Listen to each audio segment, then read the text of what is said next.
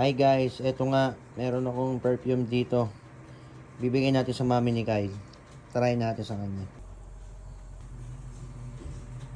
Baby, uy, ano? may bibigyan ko sa'yo. Tingin ng cologne dyan. Eto, may bibigyan ko sa'yo. Ano yan? Ito, oh. Wow, ano yan? Ay, cologne, ito yung tinitingnan ko kagabi pa. Wow!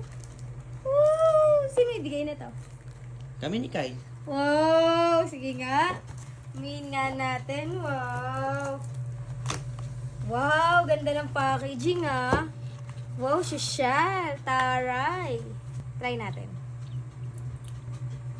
Hala, ang bango! Sabi ko sa'yo eh. Ang bango! Ang bango nito, guys!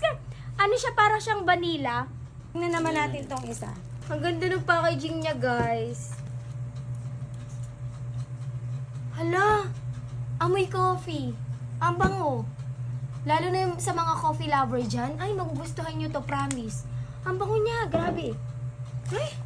Para ka ng ano, yung, alam mo yung pagpasok sa mga coffee shop, yung amoy na amoy mo na kagad yung aroma ng mga kape, ganyan. Yan, chocolate. Magugustuhan mo yan.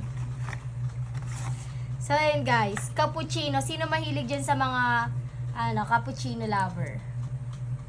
Grabe, ang bango. Parang pagka nilagay ko to dito sa damit ko, long lasting pa siya guys. Long lasting siya. Ang bango niya guys. Parang eto dark. Medyo mild. Tas etong pinaka mild. Ang bango niya guys. Magkano nga to? Mura lang yan. Mura lang. O guys. Pasok sa budget. Wow! Kita mo?